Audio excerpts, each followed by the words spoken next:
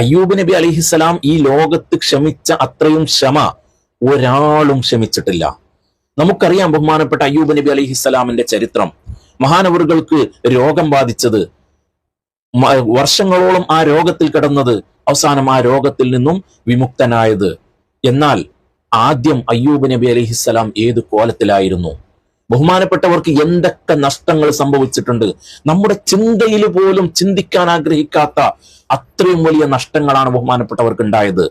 വെറും ഒരു രോഗം ബാധിച്ചത് മാത്രമല്ല, ബഹുമാനപ്പെട്ടവരുടെ എല്ലാം നശിച്ചു. എന്തൊക്കെയായിരുന്നു മഹാനവറുകൾക്ക് ഉണ്ടായിരുന്നത് അത് പല ആളുകൾക്കും അറിയില്ല. ആ ഒരു വിഷയത്തിലേക്കാണ് നമ്മൾ ഇന്ന് പോകാൻ പോകുന്നത്.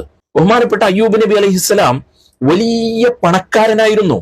അല്ലാഹു തആല ഒരുപാട് നിഅമത്തുകൾ ചെയ്ത മഹാനാണ് ബഹുമാനപ്പെട്ട അയ്യൂബ് നബി അലൈഹിസ്സലാം. സമ്പത്ത് എന്ന് പറയുമ്പോൾ നാൽക്കാലി മൃഗങ്ങളെ കുറിച്ച് ചരിത്രം പറയുന്നത് ഏകദേശം 5000 കണക്കിന് ഒട്ടകങ്ങൾ, അതുപോലെ തന്നെ 10000 ആടുകൾ, 3000-ൽ പരം പശുക്കൾ, അതുപോലെ തന്നെ കുതിരകൾ, കഴുതകൾ, ഇങ്ങനെ വലിയ ഒരു നാൽക്കാലി മൃഗങ്ങളുടെ വലിയ ഒരു അധിപനായിരുന്നു ബഹുമാനപ്പെട്ട അയ്യൂബ് നബി അലൈഹിസ്സലാം. പോരാത്തതിന് എണ്ണമില്ലാത്ത ഏക്കറക്കണക്കിന് ഗോതമ്പ്, ബാർലി ഒക്കെ കൃഷി ഉണ്ടായിരുന്നു. അതൊക്കെ നോക്കാൻ 100 കണക്കിന് ആളുകളും. അങ്ങനെ വലിയ ഒരു കോടീശ്വരനായിരുന്നു ബഹുമാനപ്പെട്ട അയ്യൂബ് നബി അലൈഹിസ്സലാം. മാത്രവുമല്ല ഒരുപാട് മക്കളെയും അല്ലാഹു തആല നൽകി.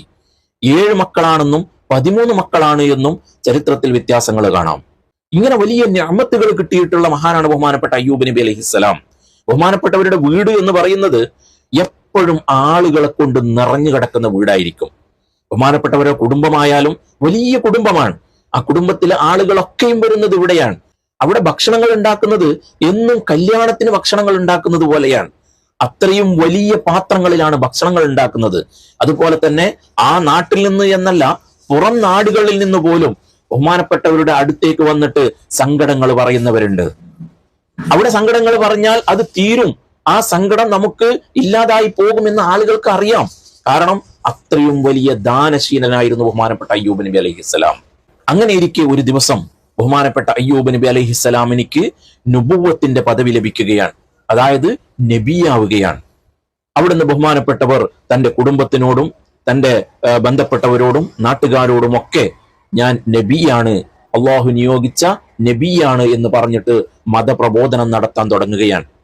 ബഹുമാനപ്പെട്ടവരുടെ ഈ വാക്ക് കുടുംബങ്ങൾക്ക് എന്നല്ല, സുഹൃത്തുക്കൾക്ക് എന്നല്ല, നാട്ടുകാർക്ക് എന്നല്ല, ഒരാൾക്കും അംഗീകരിക്കാൻ കഴിയുന്നില്ല. ആളുകളൊന്നും എതിര് പറഞ്ഞില്ല. കാരണം എന്താ? എതിര് പറഞ്ഞാൽ ചിലപ്പോൾ ഈ കിട്ടുന്ന നിയമത്തുകൾ, നമുക്ക് കിട്ടുന്ന നേട്ടങ്ങൾ ഇല്ലാതെയായാലോ?